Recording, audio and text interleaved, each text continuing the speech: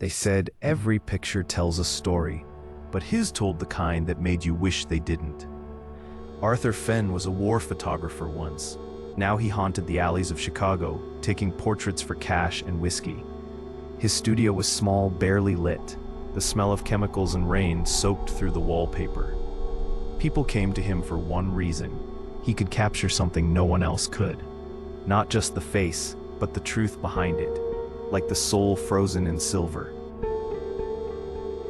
One night, a woman came in wearing a black veil and perfume sharp as regret. She said her name was Lillian. She wanted a photo taken of her late husband. "He still visits," she whispered, her eyes glinting like wet glass. Arthur didn't believe in ghosts, only exposure and light. But when she showed him the photo she already had, his blood went cold. There, standing behind her, was a figure blurred but unmistakable.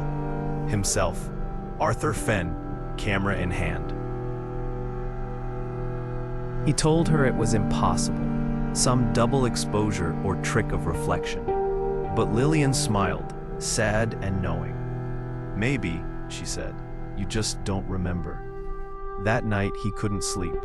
He searched his negatives, every one of them, and in each there was a faint shadow just behind his subjects, watching. He thought it was a flaw in the film, until one of the shadows blinked. Arthur stopped photographing for a while, but then people started coming again, whispering how his portraits felt alive, like the eyes followed them home. He tried burning the plates, but the images refused to die. The smoke itself seemed to shape into faces. The city began to forget him, yet his name spread among those desperate to see the dead. The man who captures the unseen. When he photographed the mayor's daughter, she screamed the moment the flash went off. "He's there," she cried. The negative showed a faint outline of a man behind her shoulder.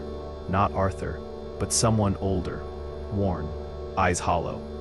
He realized then what he was seeing wasn't his reflection, but something using his camera as a door. And every time he clicked the shutter, it stepped closer.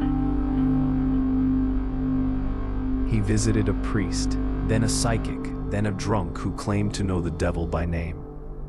None helped. The last told him this: the eye of the lens is a mirror for the dead. So Arthur smashed his camera, but that night, in the shards of glass, he saw faces moving, whispering, calling him back. He couldn't tell if it was guilt, madness, or something worse. Weeks later, Lillian returned.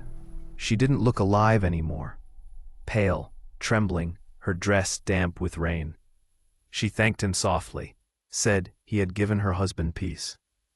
Then she leaned in and whispered, "Now it's your turn." Before dawn, Arthur's studio went up in flames. The fire brigade found no body, only a melted camera lens, warped like a human eye. Years passed. A new tenant moved into the same building. In the basement, behind the wall, they found hundreds of undeveloped plates, untouched by fire. When developed, each one showed a person looking straight into the camera, and behind them always the same man in shadow. Some say it's just a trick of light. Others say Arthur Fenn still works the night streets, looking for his next photograph. And if you walk down Dearborn Street after midnight, some swear you can hear the faint click of a shutter between thunderclaps. They say that if you feel watched, it's already too late. The photograph has already been taken. Somewhere, in the dark room of eternity, the image is waiting to dry. And if you walk down Dearborn Street after midnight, some swear you can hear the faint click of a shutter between thunderclaps. They say that if you feel watched, it's already too late. The photograph has already been taken. Somewhere, in the dark room of eternity, the image is waiting to dry.